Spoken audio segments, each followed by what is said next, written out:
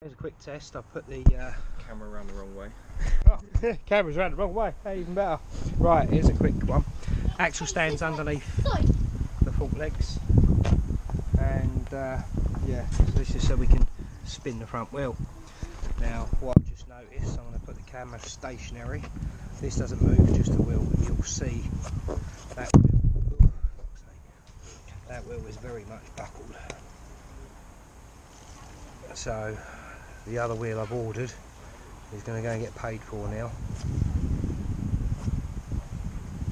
That's that side. And then how bad is it on this side? That's the question. I'll try and get that in the shade.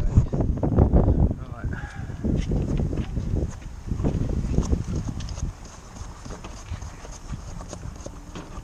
I've got a fucking dog here.